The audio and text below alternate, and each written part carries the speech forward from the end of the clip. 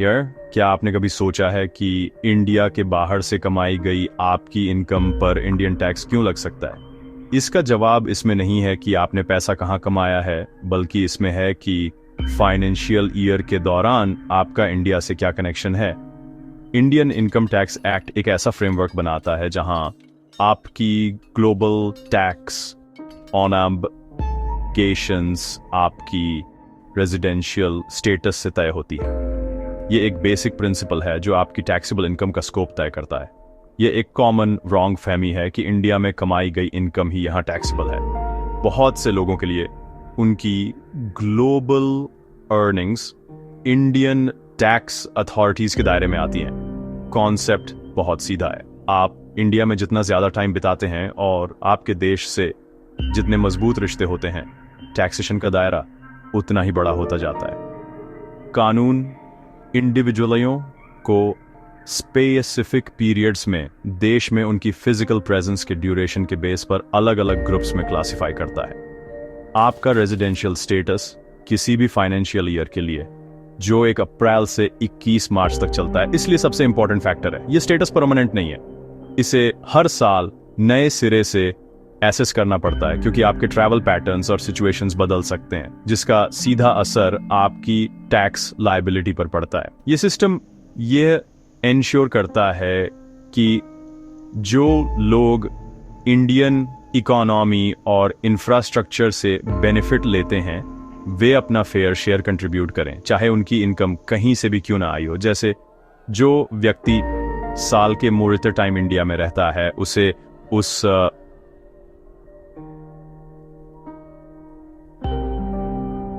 Seller अलग treat किया जाता है जो सिर्फ शॉर्ट हॉलिडे के लिए आता है।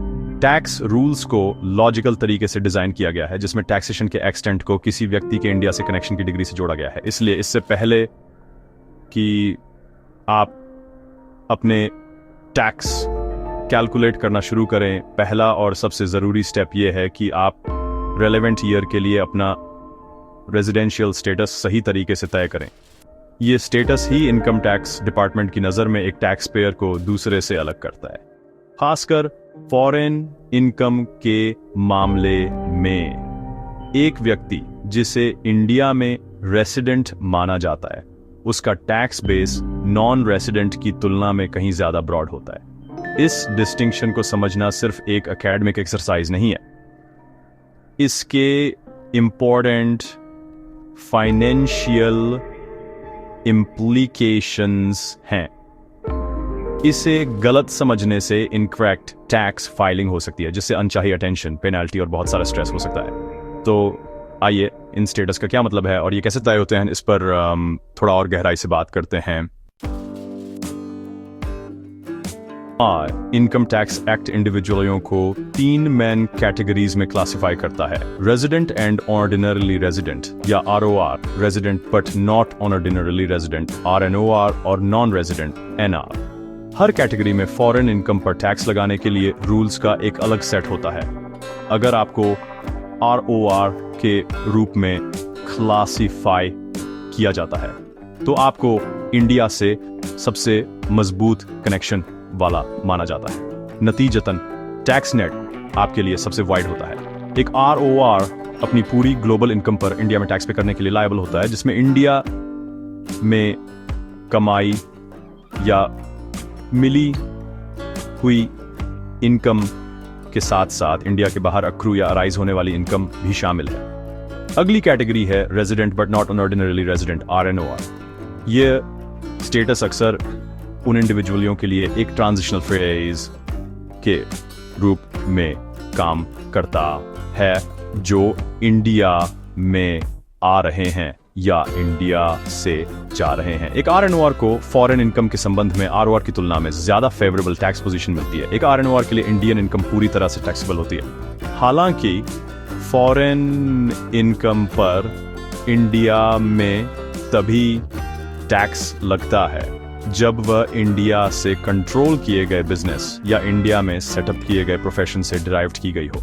कोई भी दूसरी फॉरेन इनकम जैसे विदेश में कमाई गई सैलरी या विदेश में स्थित प्रॉपर्टी से रेंटल इनकम एक RNOR के लिए इंडिया में टैक्सेबल नहीं होती है। आखिर में हमारे पास नॉन रेजिडेंट एनआर कैटेगरी है। जैसा कि नाम से पता चलता है, यह उन इंडिविजुअलियों पर लागू होता है जिनकी इंडिया में फिजिकल प्रेजेंस बहुत कम होती है। एक एनआर के लिए टैक्स लायबिलिटी सबसे लिमिटेड होती है। उन्हें इंडिया में केवल उस इनकम पर टैक्स पे करना होता है जो इंडिया में रिसीव हुई हो या जो इंडिया में अक्रू या अराइज हुई हो। इसमें इंडिया में दी गई सर्विसेज के लिए सैलरी, इंडिया में स्थित प्रॉपर ऑर्ची से रेंटल इनकम या इंडिया में लॉकेटेड एसेट्स पर कैपिटल गेन्स शामिल हो सकते हैं। एक एनआर द्वारा इंडिया के बाहर कमाई और रिसीव की गई कोई भी इनकम इंडियन टैक्सेशन के दायरे से पूरी तरह बाहर होती है। ये समझना कि आप किस कैटेगरी में आते हैं सही टैक्स कंप्लायंस के लिए बहुत जरूरी है। एक आरओआर के लिए दुनिया में कहीं भी कमाया गया हर पाउंड, डॉलर या यूरो उनके इंडियन टैक्स रिटर्न में अकाउंटेड होना चाहिए। एक आरएनओआर के लिए स्कोप नैरो होता है, जिससे मुरीतर फॉरेन अर्निंग वाफर्स पर इंपॉर्टेंट रिलीफ मिलती है। एक एनआर के लिए फोकस सख्ती से उनकी इंडियन सोर्स इनकम पर होता है। ये क्लियर डिमार्केशन टैक्स पेयर्स को उनकी ऑब्लिगेशंस को समझने और उनके फाइनेंशियल अफेयर्स को उसी हिसाब से प्लान करने में हेल्प करता है। सेरी एंड इंटरनेशनल टैक्सेशन को कंट्रोल करने वाले कॉम्प्लेक्स रूल्स का कोई भी अनजाने में नॉन कंप्लायंस नहीं होता। यह तय करने के लिए कि आप टैक्स ईयर के लिए रेजिडेंट हैं या नहीं, कानून specific day counting test provide करता है। प्राइमरी कंडीशन है फाइनेंशियल ईयर के दौरान इंडिया में आपका 182 दिन या उससे ज्यादा का फिजिकल प्रेजेंस। अगर आप ये सिंपल टेस्ट पूरा करते हैं तो आपको रेजिडेंट माना जाता है। जैसे अगर आप 1 अप्रैल 2024 से 30 सितंबर 2024 तक इंडिया में थे तो आप देश में 183 दिन रहे होंगे। इस तरह आप इस कंडीशन को पूरा करते हैं और फाइनेंशियल ईयर 2024 से 2025 के लिए रेजिडेंट के रूप में क्लासिफाई किए जाते हैं। ये अप्लाई करने का सबसे सीधा रूल है। अगर आप 182 दिन का रूल पूरा नहीं करते हैं तो कंडीशंस का एक सेकेंडरी सेट है, आपको तब भी रेजिडेंट माना जाएगा। अगर media group close up of calendar showing 60 days marked, highlighting 60 days on a wall, calendar stock were distributed equally। आप फाइनेंशियल ईयर के दौरान 60 दिन या उससे ज्यादा और पिछले 4 फाइनेंशियल ईयर्स में कुल मिलाकर 365 दिन या उससे ज्यादा इंडिया में रहे हों। जैसे अगर आप फाइनेंशियल ईयर 2024 से 2025 में 70 दिन इंडिया में थे और फाइनेंशियल ईयर 2020 से 21 और फाइनेंशियल ईयर 2023 से 24 के बीच देश में कुल 400 दिन बिताए थे तो आपको रेजिडेंट माना जाएगा। एक रीसेंट अमेंडमेंट ने 60 दिन की अवधि को 120 दिन तक बढ़ा दिया है उन इंडियन सिटीजन या इंडियन ओरिजिन के लोगों के लिए जिनकी टोटल इनकम फॉरेन सोर्सेज को छोड़कर 15 लाख रुपए से ज्यादा है। एक बार जब आपका रेजिडेंट स्टेटस एस्टेब्लिश हो जाता है तो आपको यह तय करना होगा कि आप ऑर्डिनरली रेजिडेंट आरओआर या नॉट ऑर्डिनरली रेजिडेंट आरएनओआर हैं। यह आपके हिस्ट्री को देखते हुए 2 एडिशनल कंडीशंस पर डिपेंड करता है। आप आरओआर तभी होंगे जब media group calendar showing 10 years with 2 years highlighted, person highlighting resident years on timeline is stock you distribute equally। आप पिछले 10 फाइनेंशियल ईयर्स में से कम 2 में रेजिडेंट रहे हों और पिछले 7 फाइनेंशियल ईयर्स में 730 दिन या उससे ज्यादा इंडिया में फिजिकली प्रेजेंट रहे हों। अगर आप इन 2 कंडीशंस में से एक भी पूरी नहीं करते हैं तो आपको उस साल के लिए आरएनओआर के रूप में क्लासिफाई किया जाएगा। ये 2 स्टेप प्रोसेस, पहले रेजिडेंट स्टेटस तय करना और फिर ऑर्डिनरली रेजिडेंट स्टेटस मेथोडिकल है।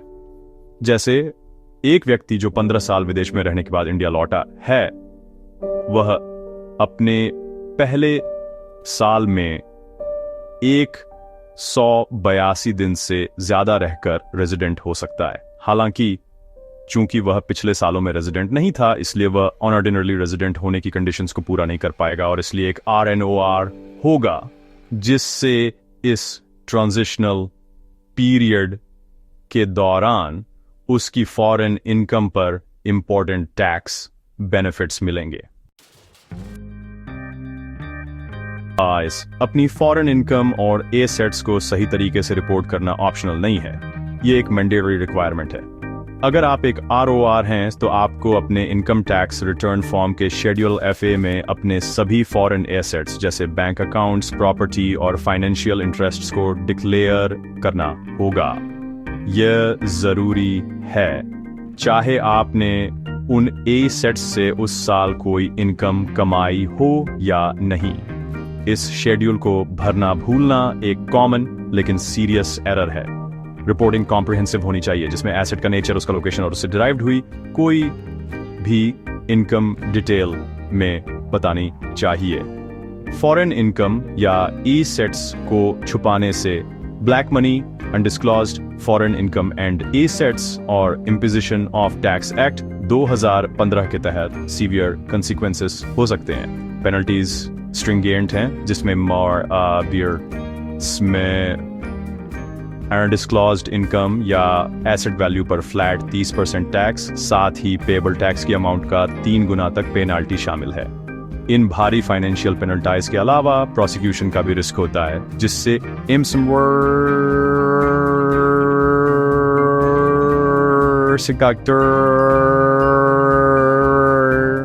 टैक्स अथॉरिटीज के पास अब इंटरनेशनल एग्रीमेंट्स के थ्रू बहुत सारी इंफॉर्मेशन तक एक्सेस है, जिससे कंसीलमेंट बेहद मुश्किल हो गया है।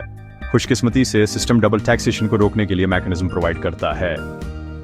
इंडिया ने 90 से ज्यादा देशों के साथ double taxation avoidance agreements DTAA sign किए हैं। ये ट्रीटीज ये इंश्योर करती हैं कि आपको एक ही इनकम पर दोनों देशों में टैक्स पे ना करना पड़े। एक DTAA के तहत आप अक्सर अपने होम कंट्री में टैक्स क्रेडिट क्लेम कर सकते हैं, उन टैक्सेस के लिए जो आपने पहले ही फॉरेन कंट्री में पे कर दिए हैं। ये रिलीफ आपके इंडियन टैक्स रिटर्न में फॉरेन टैक्स क्रेडिट FTC के रूप में क्लेम की जाती है, जिसके लिए आपको फॉर्म 70 फाइल करना होगा और फॉरेन टैक्स पेमेंट का प्रूफ प्रोवाइड करना होगा। कंप्लायंट रहने के लिए मेटिकुलस रिकॉर्ड्स मेंटेन करना बहुत जरूरी है। अपने फॉरेन टैक्स रिटर्न की कॉपीज, टैक्स डिडक्शन सर्टिफिकेट जैसे टैक्स पेमेंट के प्रूफ और सभी फॉरेन अकाउंट के लिए बैंक स्टेटमेंट रखें। साथ ही इंडिया में अपने दिनों को सही तरीके से कैलकुलेट करने के लिए एंट्री और एग्जिट डेट्स के साथ एक डिटेल्ड ट्रैवल लॉग मेंटेन करें। प्रोएक्टिव और ऑनेस्ट रिपोर्टिंग सबसे अच्छी स्ट्रेटजी है। रूल्स को समझकर सही तरीके से रिपोर्ट करके और DTAs और FTC जैसे अवेलेबल रिलीफ का यूज करके आप बिना किसी अनड्यू हार्डशिप के अपनी ऑब्लिगेशंस को पूरा कर सकते हैं और यह इंश्योर कर सकते हैं कि आपके फाइनेंशियल अफेयर्स सही ऑन ऑर्डर में रहें।